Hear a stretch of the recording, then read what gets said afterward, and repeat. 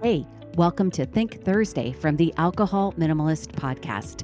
Think Thursday is all about your beautiful, brilliant human brain. We're talking neuroscience. We're talking behavior change.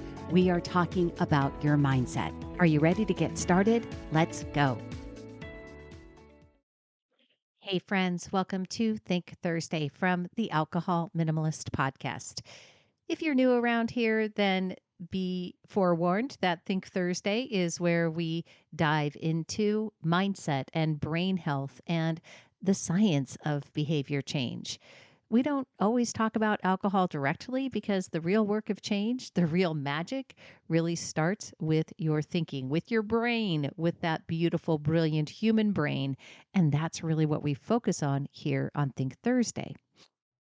Today, in honor of the fact that tomorrow, if you're listening to this on the Thursday that it drops, is Independence Day here in the United States, we are unpacking something that seems kind of contradictory at first glance, and it's the paradox of freedom. It's the idea that having more choices doesn't always make us feel more free. In fact, too much freedom, too many options can actually trap us in indecision, overthinking, and stagnation. So let's talk about why that happens, what your brain has to do with it, and how a little bit of structure might be the most freeing thing that you can give yourself. And happy 4th of July if you're here in the US. So we live in a world where freedom is often equated with options.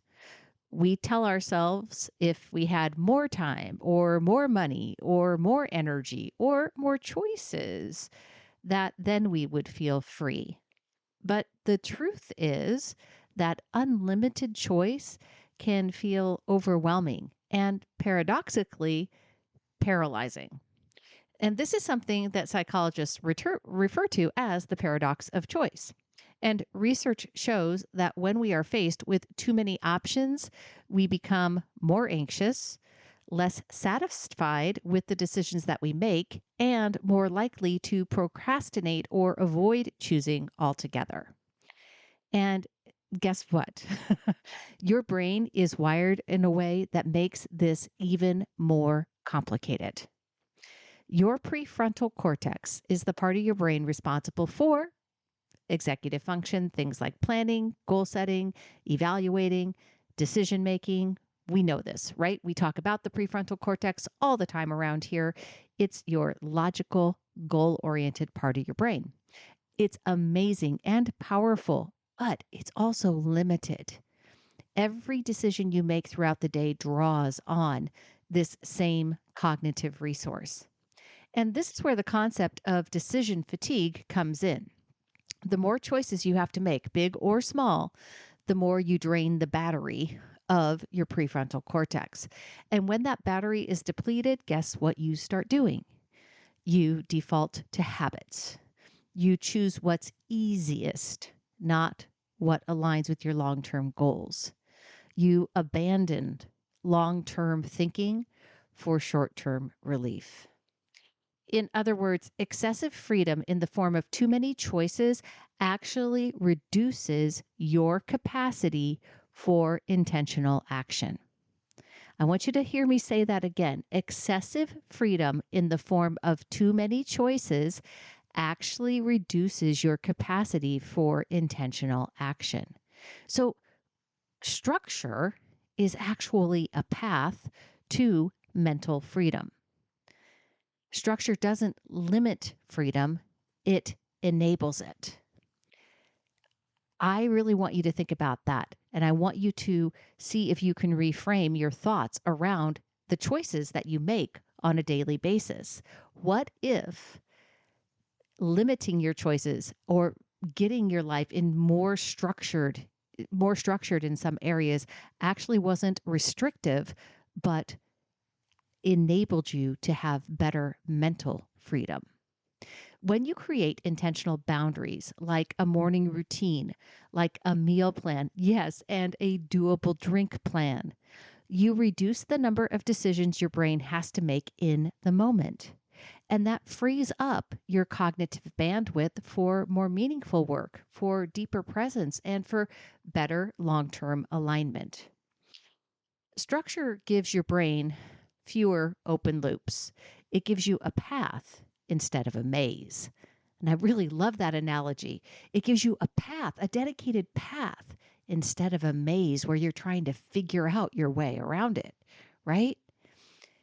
Structure supports you in deciding once, so you don't have to decide again and again and again under pressure. And here's the kicker: when you create that structure, it's not restrictive at all, it's self respect. It's a conscious act of designing a life that works for your brain. Have you ever noticed how some of the most successful or content people actually have very defined personal rules? They follow consistent routines. They wear the same outfit every day. They limit their social media use. They schedule time blocks. And they say no to things automatically. Not because they're rigid or joyless, but because they understand that fewer choices can mean more focus, more energy, and more peace. And this is especially important if you're someone who struggles with all or nothing thinking or perfectionism. Giving yourself fewer but more meaningful choices can reduce the cognitive load and help you stay on track without burning out. And it's not about limiting possibility, it's about honoring your brain's bandwidth. So, as you head into the 4th of July holiday weekend, I want to leave you with a question. Where could fewer choices create more freedom in your life? Is there a routine that you want to automate? Is there a decision that you're revisiting over and over that could be resolved once? Is there a limit you can place kindly that supports your goals? Remember, you don't need to manage every option. You just need to make decisions that serve the version of who you are becoming. Freedom isn't found in an open field of endless possibilities. It's found in the clarity of your path. Thank you for spending a little bit of your Thursday with me. If you want to explore some more brain-friendly strategies and how to create lasting change, head on over to www.mollywatts.com or come visit us in the Alcohol Minimalist Facebook group. And until next time, stay curious, choose peace, and protect your energy with a little structure. I will see you on Monday.